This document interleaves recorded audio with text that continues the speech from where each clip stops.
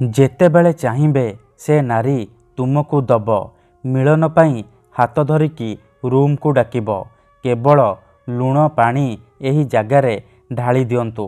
ଆଜ୍ଞା ହଁ, ଆଜିର ଏହି ଭିଡ଼ିଓଟିରେ ମୁଁ ଆପଣଙ୍କୁ ଶିଖେଇବି ଆପଣ କିପରି ଲୁଣ ପାଣି ସାହାଯ୍ୟରେ ସୁନ୍ଦରୀ ଝିଅକୁ ପଟେଇ ପାରିବେ, ପଡ଼ିଶା ଘର ସୁନ୍ଦରୀ ଭାଉଜକୁ ପଟେଇ ପାରିବେ, ତାଠାରୁ ନିଜର ମନ ଚାହୁଁଥିବା କାମ ହାସଲ କରିପାରିବେ। ଏହି ବଶୀକରଣ କରିବା ପାଇଁ ଆପଣଙ୍କୁ କୌଣସି ପ୍ରକାର କଷ୍ଟ କାମ କରିବାକୁ ପଡ଼ିବନି କିମ୍ବା କିଛି ବି ପଇସା ଖର୍ଚ୍ଚ କରିବାକୁ ପଡ଼ିବନି। ଆପଣ ବିନା କୌଣସି ପଇସା ଖର୍ଚ୍ଚ କରି ନିଜ ପସନ୍ଦର ସୁନ୍ଦରୀରୁ ସୁନ୍ଦରୀ ଝିଅକୁ ପଟେଇ ପାରିବେ, ପଡ଼ିଶା ଘର ଭାଉଜକୁ ପଟେଇ ପାରିବେ, ତାଠାରୁ ମନ ମୁତାବକ କାମ ହାସଲ କରିପାରିବେ। ସିଏ ଆପଣଙ୍କର ଇସାରାରେ ନାଚିବ, ଯାହା ଚାହିଁବେ ତାହା କରିବ। ହଁ ଫ୍ରେଣ୍ଡସ୍, ଯେଉଁ ଝିଅ ପଟୁ ନଥିଲା ସେ ଝିଅ ନିଜେ ଆସି ଆପଣଙ୍କୁ ଭଲ ପାଉଛି ବୋଲି କହିବ। ଯେଉଁ ପଡ଼ିଶା ଘର ଭାଉଜକୁ ଆପଣ ରାତିଦିନ ଭାବୁଛନ୍ତି, ତାର ସୁନ୍ଦରତାକୁ ଦେଖି ତା ଆଡ଼କୁ ଆକର୍ଷିତ ହେଉଛନ୍ତି, ସିଏ ନିଜେ ଫୋନ୍ କରିକି ରୁମକୁ ଡାକିବ, ଯାହା ଚାହିଁବେ ତାହା କରିବ। ନମସ୍କାର ଫ୍ରେଣ୍ଡସ୍, ଓଡ଼ିଆ ଫଣ୍ଡା ଚ୍ୟାନେଲକୁ ଆପଣମାନଙ୍କୁ ସ୍ୱାଗତ। ଯଦି ଆପଣ ସୁନ୍ଦରୀ ଝିଅ ପଟେଇବାକୁ ଚାହୁଁଛନ୍ତି, ସୁନ୍ଦରୀ ବିବାହିତା ନାରୀକୁ ପଟେଇବାକୁ ଚାହୁଁଛନ୍ତି, ତେବେ ଆଜିର ଏହି ଭିଡ଼ିଓଟିକୁ ପୁରା ଧ୍ୟାନ ସହିତ ଶେଷ ପର୍ଯ୍ୟନ୍ତ ଦେଖିବେ। କାରଣ ଆଜିର ଏହି ଭିଡ଼ିଓଟିରେ ମୁଁ ଆପଣଙ୍କୁ ଶିଖେଇବି ନାରୀ ମୋହିନୀ ବଶୀକରଣ ବିଦ୍ୟା। ଏହି ବଶୀକରଣ ଯିଏ ବି କରିଛି 100ରୁ 100% ସଫଳ ହେଇଛି। ଏହାର ପ୍ରୟୋଗ କେବେ ବି ଖାଲି ଯାଏନି। ତେଣୁ ଏହାକୁ ଆପଣ ଭାବିଚିନ୍ତିକି ପ୍ରୟୋଗ କରିବେ। ଯଦି ଆପଣ ସତରେ ସେ ଝିଅକୁ ଭଲ ପାଉଛନ୍ତି, ତାକୁ ବିବାହ କରିବାକୁ ଚାହୁଁଛନ୍ତି, ତେବେ ଆପଣ ଏହି ବଶୀକରଣକୁ ପ୍ରୟୋଗ କରିବେ। ମନରେ କୌଣସି ଖରାପ ଉଦ୍ଦେଶ୍ୟ କିମ୍ବା କୌଣସି ଖରାପ କାମ ପାଇଁ ଆପଣ ଏହି ବଶୀକରଣ ପ୍ରୟୋଗ କରିବେନି। କାହିଁକି ନା ଏହି ବଶୀକରଣ ଏତେ ଶକ୍ତିଶାଳୀ କି ମାତ୍ର ଥରେ ଯେଉଁ ଝିଅ ବା ମହିଳା ଉପରେ ଏହି ବଶୀକରଣ କେବଳ ଗୋଟିଏ ଥର ପ୍ରୟୋଗ କରିଦେବେ, ସିଏ ସେହି ସମୟଠାରୁ ଆପଣଙ୍କ ଆଡ଼କୁ ଆକର୍ଷିତ ହେବାକୁ ଲାଗିବ, ଆପଣଙ୍କର ଗୁଲାମୀ କରିବ। ଆପଣ ତାକୁ ଯାହା କହିବେ, ଯେମିତି କହିବେ ସିଏ କରିବ, କୌଣସି ପ୍ରକାର ବାଧା ଦେବ ନାହିଁ। ଏହି ବଶୀକରଣ ସାହାଯ୍ୟରେ ଆପଣ ଶାଶୁ, ନଣନ୍ଦ, ଦିଅର, ଭାଉଜ କାହାକୁ ବି ନିଜ ବଶରେ କରିପାରିବେ। ତାକୁ ପଟେଇ ତାଠାରୁ ନିଜର ମନ ମୁତାବକ କାମ ହାସଲ କରିପାରିବେ। ପଡ଼ିଶା ଘର ସୁନ୍ଦରୀ ଭାଉଜକୁ ନିଜ ଆଡ଼କୁ ଆକର୍ଷିତ କରେଇ ପାରିବେ। କେବଳ ଆପଣଙ୍କୁ କ'ଣ କରିବାକୁ ପଡ଼ିବ, ଗୋଟିଏ ଗ୍ଲାସ ଲୁଣ ପାଣି ଏହି ଜାଗାରେ ଢାଳିବାର ଅଛି।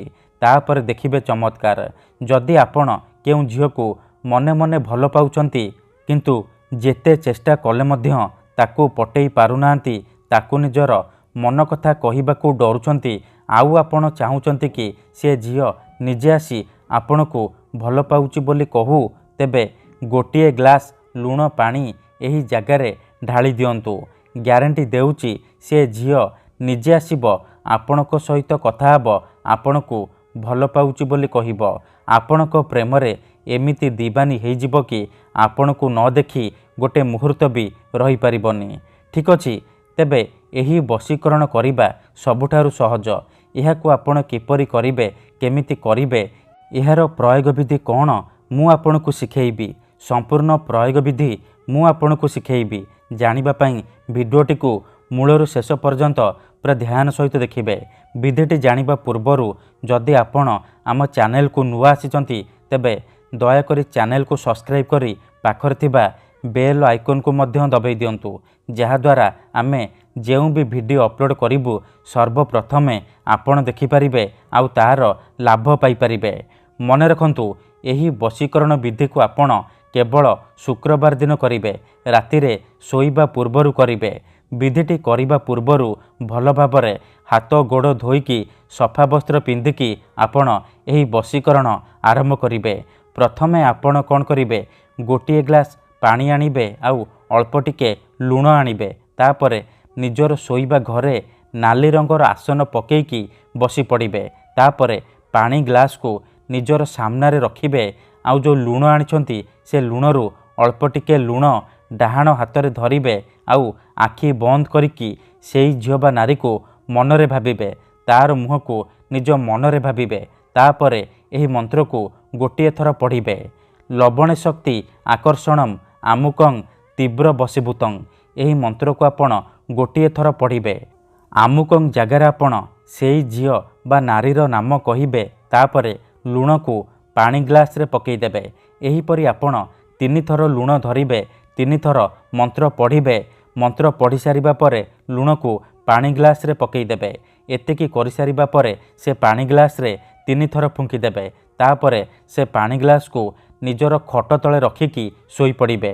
ଯଦି ଆପଣ ଖଟରେ ଶୋଉନାହାନ୍ତି, ତଳେ ଶୋଉଛନ୍ତି, ତେବେ ଆପଣ ସେ ପାଣି ଗ୍ଲାସକୁ ମୁଣ୍ଡ ପାଖରେ ରଖିକି ଶୋଇପଡ଼ିବେ। ସକାଳୁ ଉଠିବା ମାତ୍ରେ ଆପଣ କ'ଣ କରିବେ, ସେ ପାଣି ଗ୍ଲାସକୁ ନେଇକି ନିଜର ଘର ସାମ୍ନାରେ ଢାଳିଦେବେ।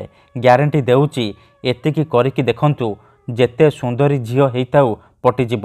ପଡ଼ିଶା ଘର ଭାଉଜ ଘରକୁ ଡାକିବ, ଯାହା ଚାହିଁବେ ତାହା କରିବ। ଧନ୍ୟବାଦ।